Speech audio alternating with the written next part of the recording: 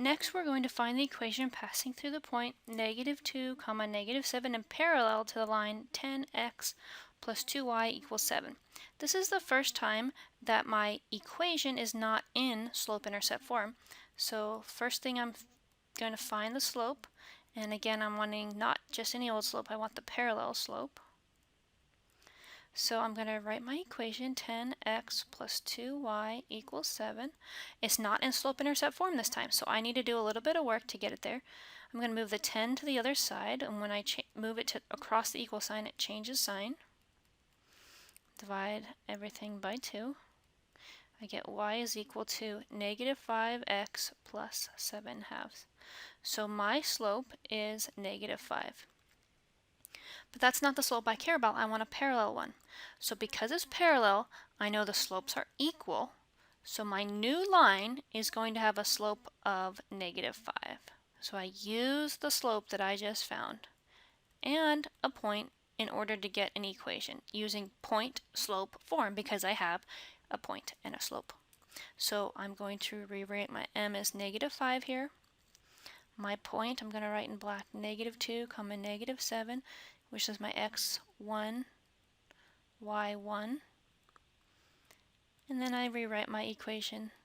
The more times I rewrite my equations that I have to memorize, the easier they are to memorize because you've already written them a lot of times.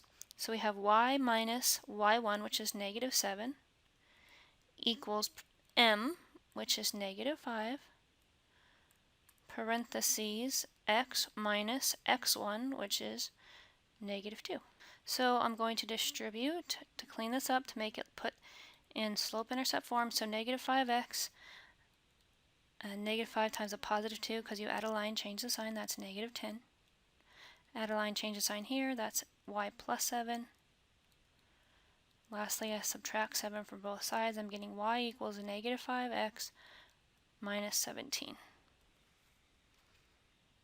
Next, we're going to find horizontal and vertical lines that are perpendicular and passing through a point, or parallel and passing through a point.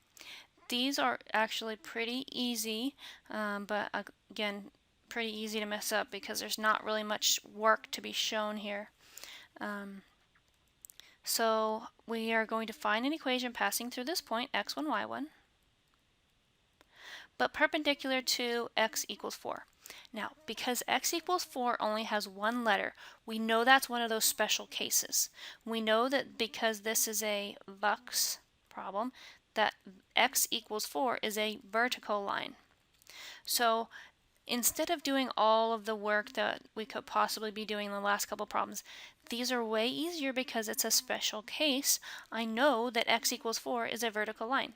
So if I know it's a vertical line, what is perpendicular to a vertical line? Well, a vertical line is perpendicular to a horizontal line.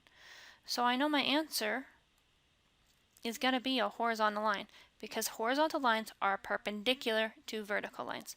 And the equation of a horizontal line is always, let's see, that's a Hoy problem, y equals some number. So all I really need to do is figure out which number to use.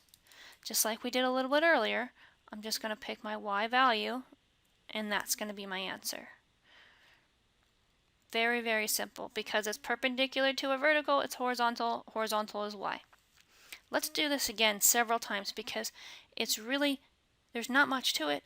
But again, when there's not much to it and there's not a lot of work to be shown, sometimes that almost makes it a little bit tricky because you can't get partial credit or anything.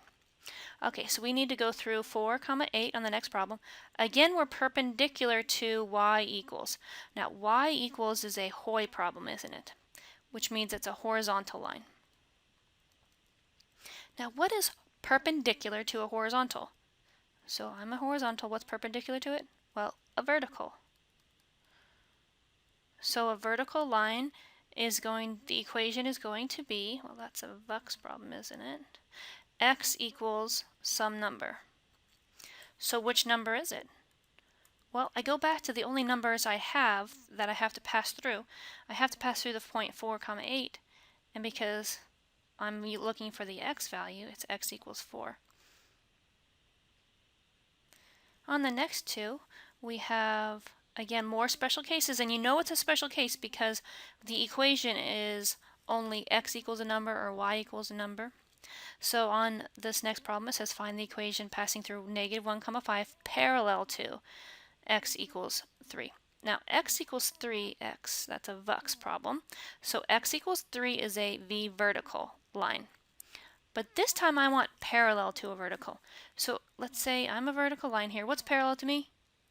Well, another vertical line. I know I want another vertical line, which again is still VUX, so my equation is going to be x equals some number. Which number is it going to be? Well, looking at your two values, the -1 is the x value, so it's x equals -1.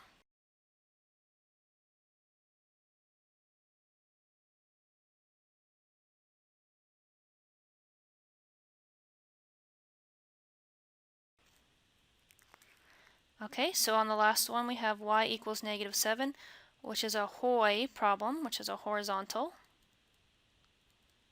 line. So because it's a horizontal line, I need something that's parallel to a horizontal line. What line is parallel to a horizontal? Well, if I'm a horizontal line, parallel to me would be another horizontal line. So what's horizontal? That's a HOI. So my equation is going to be y equals some number. Which number is it going to be? Well, you go back and look and you've got y equals -3. So that's an example of every single type of special case. Perpendicular to both a horizontal and a vertical, and then parallel to a vertical and a horizontal. So just to give you a little bit of a shortcut, if it says perpendicular,